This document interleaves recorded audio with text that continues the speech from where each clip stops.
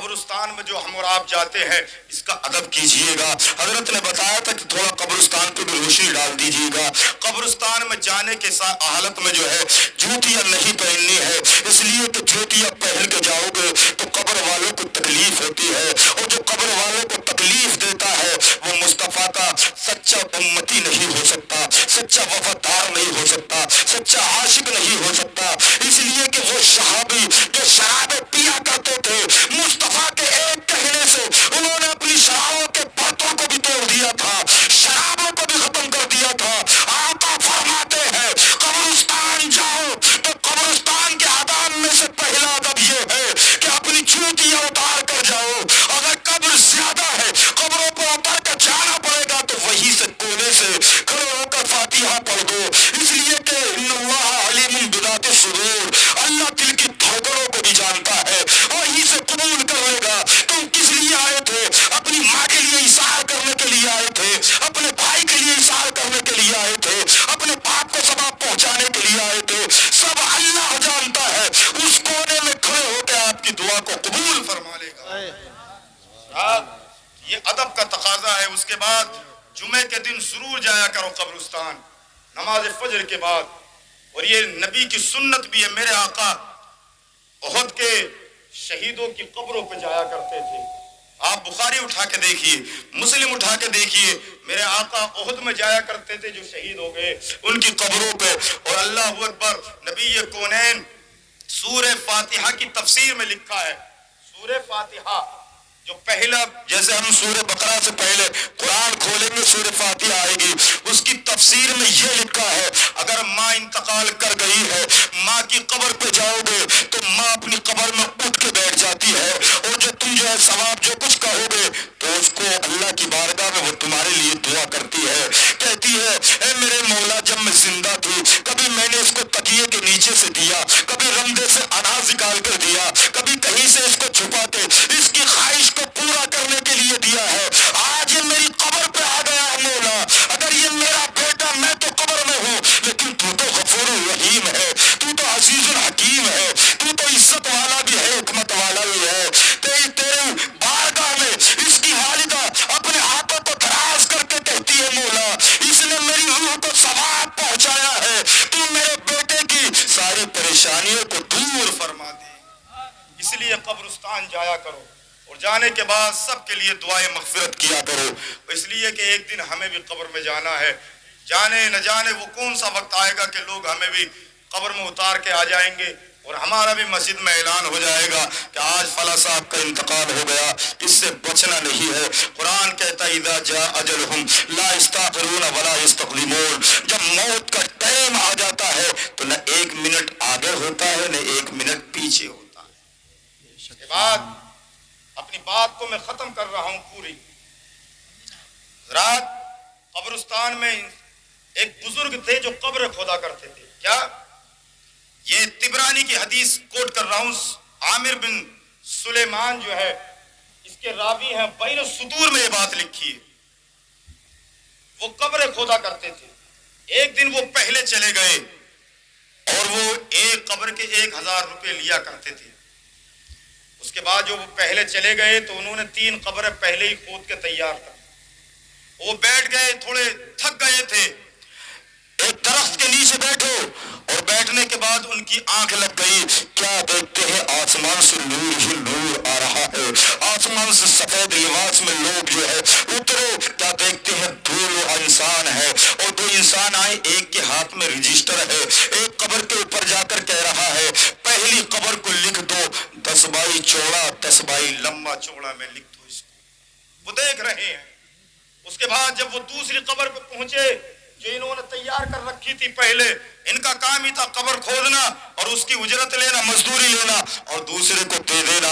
تو اب دوسری قبر پر جب پہنچے تو کہا اس نے جو نوری رجسٹر لے کر آئے تھے، جو نوری لباس پہن کے آئے تھے، کہ اس کی قبر کو لکھ دو 40 میل لمبا 40 میل چوڑا. اتنا لمبا چوڑا کر کے جب تیسری قبر پہ پہنچے تو کہا کہ اس کی کو اتنا لکھ دو. سمجھ گئے؟ جتنا انگوٹھا اور انگلی کے درمیان، شہادت والی انگلی کے درمیان جگہ ہے، اتنا چوڑا لکھو. اب وہ تو چلے گئے، ان کی آنکھ کھل جاتی ہے جو قبر کھود رہے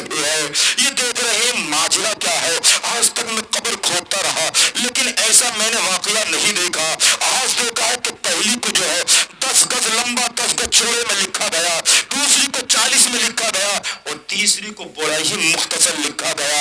आका फरमाते हैं कब्र में मैयत को रखने के बाद जो कब्र में पहला हमला करती है तो वो ये है कि कब्र के दोनों तरफ से जो है पार्ट मिलते चले आते हैं और ऐसे मिल जाते हैं कि इधर की पसली उधर और उधर की पसली इधर हो जाती है, इंसान दब के रह जाता है। उसके बाद वो देखने लगे कि आज देख के जाऊंगा कि पहली कब्र में कौन आने वाला। जब आए तो 7 आदमी जनाजा लेकर आ रहे थे। कितने? 7 आदमी। अरे कितने बोलो? 7 आदमी। पूरे इलाके से, पूरे उस गांव और शहर से सिर्फ आदमी के जनाजे को 7 आदमी उठाए हुए थे और कोई नहीं था। जब वो आए कहा भाई कब्र बेचते हो, क्या उजरत है तुम्हारी? कहा 1000 रुपए। तो दे दी उन्होंने। उसके बाद जब उसके जनाजे की नमाज शुरू हो गई तो इन्होंने भी नियत बांध ली कि मैं भी नियत बांध लेता हूँ, ये भी जो है उसमें शरीक हो गए। उसके बाद जब फारिग हुए जनाजे की नमाज से, इन्होंने एक हाथ पकड़ लिया और कहा यार ये तो बता, क्या पूरे गांव में 7 ही आदमी है, इसके जनाजे को 7 ही आदमी लेकर आए हैं, क्या तुम्हारे बाप है? कहा कैसी बातें करते हो, क्या तुम्हारे भाई है? कि चुप रहो, ये हमारे भाई भी नहीं है और न हमारे बाप है, ये पूरे गांव के अंदर एक गरीब इंसान है जिससे न कोई मुसाफा करता है, जिससे न कोई अपने पास बिठाता है, जिसकी न कोई दावत करता है, जिसको न कोई सलाम करता है, जिससे न कोई कलाम करता है। जब रात का वक्त होता पूरा काओस हो जाता, रोबटा खामोश हो जाता, इसके छप्पर से कलामुल्लाह की तिलावत की आवाजें आया करती थी, नबी की नात की आवाजें आया करती थी। तो वो समझ गया कि मैं भी 1 रुपया नहीं लूंगा, लो 1000 वापस लो। इतना गरीब है जिससे कोई जो है बात नहीं करता, लोग इसके मकाम को दुनिया में नहीं जानते। अल्लाह का देखो इसका मकाम कितना है, ये कब्र में आया नहीं है, अल्लाह ने फरिश्ते पहले भेज दिए हैं और मैं देख रहा था अल्लाह ने इसकी कब्र को चौड़ा ही नहीं बल्कि कुशादा भी फरमा दिया। सुभान अल्लाह। बहुत लंबा चौड़े में लिख दिया, इसका बड़ा मकाम है अल्लाह के यहाँ। उसके बाद वो तो चले गए, जिसके साथ 4 ही आदमी थे जनाजे के। कितने? हाफिज साहब 4 ही आदमी थे। उनसे कहा, उन्होंने आके कहा कि भाई कब्र का क्या उजरत है? कहा 1000 रुपए की लीजिए, कब्र दीजिए। इन्होंने ले लिए और ये भी जो है जान तो सब कुछ के समझ गए थे उनके नाप और तोलने से। तो इन्होंने पूछा, जब जनाजे की नमाज से फारिग हुए, का फिर हाथ पकड़ लिया कि भाई ये तो बता कि ये तुम्हारे अब्बा हैं? 4 ही आदमी है इनके साथ। क्या तुम्हारी माँ है या तुम्हारे भाई हैं? कहा कि चुप रहो, कैसी बातें करते हो, न ये हमारे बाप है, न भाई है, न कोई है, बल्कि एक मुसाफिर है जो 3 दिन से हमारी बस्ती में गश्त कर रहा था, इधर से उधर जा रहा था और एक इसने अपना खैमा नस्ब कर लिया था, उसमें 3 दिन से ये बैठता था, रात को सब सोते थे, ये अजान की इसके खैमे से आवाज आती थी। कुछ दिनों के बाद ये फिर चला गया, फिर आया, उसके बाद जो इसका इंतकाल हो गया।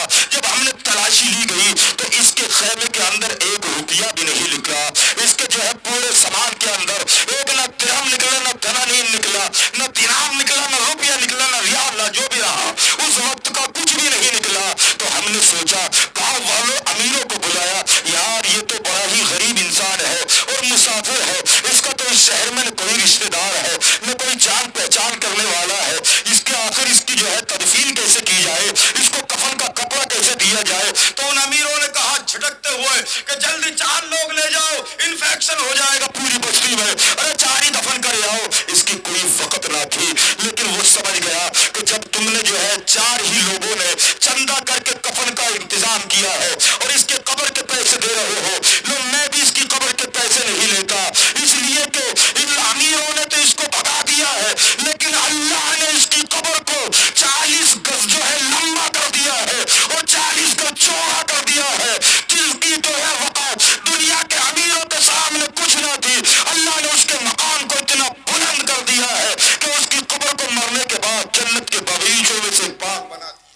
सुभान अल्लाह, सुभान। उसके बाद जब तीसरी कब्र के कहा, वो जाने लगे कब्र खोदने वाले के चलता हूँ, फिर दिल में आया क्या तीसरी कब्र का हाल और देख के जाऊं इसमें कौन आता है। तीसरी कब्र पर देखूं जिनको कितना लंबा लिखा गया, उंगली और हाथ के दरमियान वो बैठे। तो अब उस दौर के जितने भी IAS IPS थे, जितने भी अधिकारी थे, जितने भी विधायक और मंत्री थे, अब जो है जनाजे में पैर रखने की जगह नहीं है, कांधा देने की जगह नहीं है, लोग गाड़ियों पे गाड़ी है, लोग ही लोग नजर आ रहे हैं। लेकिन उसके बाद سے جھجک کے پوچھا اے فلاں قبر بیچتا ہے کیا؟ بڑے تکبرانہ انداز میں پوچھا قبر بیچتا ہے کیا؟ اس نے کہا ہاں کیا ہے اجرت؟ کہا 1000 روپے۔ تو انہوں نے جھجکتے ہوئے جو ہے میرے چہرے پر پیسے مارے، میں نے ان کو اٹھا لیا۔ اس کے بعد میں سمجھ گیا اس کے جو ہی جنازے کی نماز ہوئی جس طرح بھی، لیکن ایمان پہ خاتمہ نہیں تھا، اس لیے کہ ایک حدیث یہ بھی ہے جس جنازے میں 40 انسان شامل ہو جائے اللہ اس جنازے کی مغفرت فرما دیتا ہے، لیکن بخشتا اسی کو ہو جس کا ایمان پہ خاتمہ ہوتا ہے۔ یہ ایک امیر بادشاہ کی عورت تھی اور یہ اس نے جھجک کے اس ٹائم کے لوگوں نے جو ہے اس کے پیسے بھی پھینک دیے۔ جب اس نے دیکھا کہ اس کی قبر کو تو اتنا ہی لکھا گیا ہے، اب اتنی جو اپنی انگلی اور انگوٹھے کو دیکھو، اگر آدمی کی باڈی کا قیمہ بھی کر کے رکھو تو آ جائے گا، آدمی کے پورے جسم کو توڑ مڑو کے بھی رکھو تو اتنی جگہ میں آ جائے گا۔ اللہ اکبر، اس کی قبر میں جو پھولوں سے وہ لوگ لاد کے آئے تھے، بچھو پیر نکلیں گے، سانپ نکلیں گے، اسٹہے نکلیں گے۔ وہ سمجھ گیا کہ تم جو ہے تکبرانہ انداز میں چل رہے ہو، یہ فیصلہ خدا نے فرما دیا ہے، ارے تم کس لیے آئے ہو؟ یہاں تک کہ آدمیوں نے کہا کہ اگر کسی پدھان کا کتا بھی مر جائے، کسی پدھان کا کتا مر جائے تو سارے لوگ دیکھنے کے آتے ہیں۔ کس لیے آتے ہیں؟ کہ پدھان کو چہرہ دکھائی جائے۔ اور جب پدھان ہی ختم ہو گئے، جب پوچھا تو ایک بھی نہیں آیا۔ پوچھا بھائی کیوں نہیں آئے؟ کہ آپ چہرہ کیسے دکھانا، پدھان ہی چلے گئے تو چہرہ کیسے دکھانا، پدھان ہی چلے گئے تو۔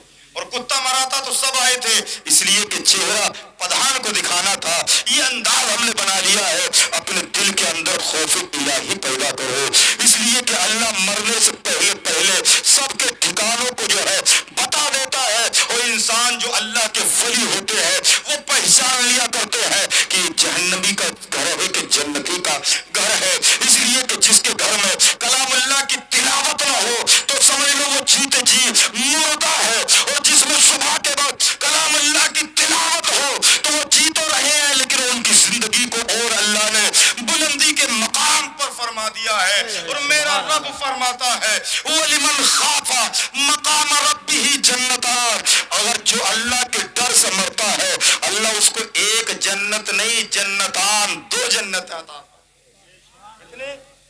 2 جنت عطا فرماتا ہے جو اللہ کے خوف سے ڈر کے انتقال کر جاتا ہے۔ بڑی لمبی یہ تفسیر ہے، کبھی وقت ملا تو انشاءاللہ پھر بتاؤں گا۔ اللہ کی بارگاہ میں دعا ہے مولا ہمارے حافظ صاحب کی جو والدہ مرحومہ مغفورہ جو اس دنیا سے رحلت کر گئی ہے، مولا ان کی قبر کو روضۃ من ریاض الجنہ کے شرف سے مشرف فرمائے۔ اللہ رب العزت ان کی قبر کو بقعہ نور بنائے اور گھر والوں کو صبر جمیل عطا فرمائے۔ سبھی حضرات پڑھ لیجئے اشہد ان لا الہ الا اللہ و اشہد ان محمد رسول اللہ صلی اللہ تعالی علیہ وسلم۔